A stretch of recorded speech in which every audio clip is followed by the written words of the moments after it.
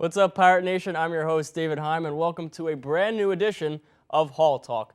Well, March Madness is officially over, and this tournament was just as great as ever. We had our share of upsets, and it all concluded with a great championship game with the Duke Blue Devils winning it all. We'll have all that, as well as the current state of the baseball team and softball team.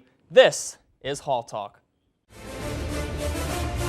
This team needs to show me something for me to believe that they're going to make a run in the tournament. I think they can have a chance of going over 35 wins without a problem. Just stepping up from the 4 points to the 17. She's just dropping threes like there's no tomorrow. But chemistry is an underrated key in college basketball. That was by far the best game I've seen them play. This is Hall Talk, and that's how the chalk talks.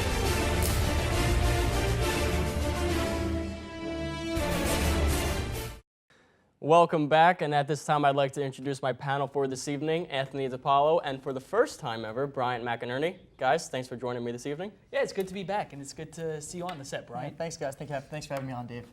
All right, well, let's jump right into it. March Madness, unfortunately, officially over, but guys, what a tournament. Yeah, lots of exciting games. We saw Duke. I think everybody expected Duke, but the big game, obviously, with Wisconsin beating Kentucky, I think that was my favorite game. I was hoping that Wisconsin would go on to win it all, but Duke had other ideas. Anthony, we'll start with that game first. What was your biggest takeaway? Undefeated, 38-0 Kentucky. Everyone's got them not only winning that game, but a lot of people have them winning it all and being the first team to go undefeated at 40-0. What was your biggest takeaway from that big upset? The biggest takeaway that I have, I think, was speed. Wisconsin was able to utilize their speed over Kentucky because Kentucky has, they had the biggest team in size in the NCAA. And Wisconsin was able to work their way around that. They found out that the players, although they were big, didn't move that fast. So they were able to move off the screens, create opportunities by driving to the basket, and also getting some clutch three-point shooting. Right. See, what I got from that game is Frank Kaminsky. Right. Like, you could not have a better player in Wisconsin take care of that game. See, Kentucky's not used to a big man, 7 feet tall, and he's shooting from the outside arc, over 30% from the outside arc. That is a problem that Kentucky could not handle, and his inside lane moves, which was a problem because Wisconsin also has the height that Kentucky has. So it was kind of a battle down low, and Wisconsin definitely took care of business. Frank Kaminsky was huge throughout the entire tournament for Wisconsin. It seems like they went as he went, and then I was to the national championship game. We'll get to them a little bit later. The other national semifinal game, Duke versus Michigan State. This is 2 years in a row now that we've had a 7 seed this far. Last year, UConn, who won it all. Michigan State, defying the odds. A lot of people didn't even have them coming out of that East region. They take on Duke, and it just seems like they just ran into a wall.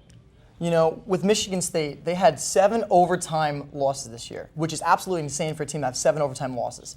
And with Tom Izzo, you have a fantastic coach that led you all the way, and they had 3 top scorers, Travis Trice and Brandon Dawson, who are both going to the draft this year. Right. And with Valentine, their biggest problem is free throws, and in the tournament, Michigan State took care of their free throws this year. Yeah, they did figure that out, but it just seems, like I said, Anthony, maybe you could build off of this. Duke's just too good. No, you hit the nail on the head. Mike Krzyzewski is a great coach. I mean, Tom Izzo is too, and I think that's a big reason why they got there. But Duke just consistently has a great team. Year after year, they go deep into the NCAA tournament. You can never really count them out, and they just were able to outplay Michigan. So now the big game, Kentucky gone, afterthought. Michigan State, Cinderella story over. Duke versus Wisconsin. It was everything we thought it would be. It was everything we wanted it to be. A lot of people wanted to see Duke and Kentucky battle it out. That's what the consensus was, around the nation, what everyone wanted to see. But still, Wisconsin versus Duke, great game. Brian, what was your takeaway from that game, that national championship? My biggest thing was, even though Frank Kaminsky took care of business when he was, when he was playing Kentucky, his biggest problem was Wisconsin is a team. They're a team. They're not a one-dimensional team. They have to pass the ball around. They're a united team. They put the definition of team in a basketball team. And Frank Kaminsky took the ball too much, and he took too many shots, and he was trying to hold the ball. And at the end of the game, that was actually the downfall for Wisconsin that game. Anthony? I talked about before, other than speed, as Brian was hinting at, Wisconsin was very good at ball movement. That was another reason why they beat Kentucky. You didn't see as much of that against Duke, and that's why that they weren't able to really get over that hump against the Blue Devils. But Jahlil Okafor for Duke, we have to give him credit. He had a tremendous game. Declaring for the draft as a freshman really shows why that he's such a great player. Sam Decker, one word for that game, choke. I'm sorry, he played great the entire tournament, but you can't put up 6 points in the national championship game. He didn't make a three, which was their bread and butter the entire tournament, and at the end of the day, that was a huge factor in why Wisconsin was not able to beat the Devils. But nonetheless, great win for Duke. They deserved it. Coach K getting that 1,000th win this year. It was great to see them cap that off, win that 5th national championship for Coach K. Ties him with John Wooden up there, so that was great. Let's move on. Softball team here at Seton Hall have had a bounce-back season from last year. Their most recent series split with Providence. Two players that I want to bring up that have absolutely exceeded expectations for the team this year, and I'll start with the senior first, Sarah Hafley. She got 11 home runs. She's second on the team. She had some power last year, but she certainly stepped it up this year. She was elected to the Big East Honor Roll this week for her great performances in the past week or so. But the biggest name that I want to bring up, freshman, Alex Walkden, 12 home runs. So she's one up on Hafley. She leads the Big East in home runs. Brian, I'll start with you. What have you seen this year from Alex? She's from Texas, and I've known her for a little bit, and she told me every single day in Texas over the summer, she practiced every single day on practicing how to get more of a swing to get the ball to go over the fence this year. And it's showing numbers. It's absolutely showing numbers right now, and she is by far their best freshman on the team this year. She's doing it with the glove. She's doing it with the glove, too. Right. And she has a .349 batting average, which is outstanding for a freshman, and I see really good things coming for her.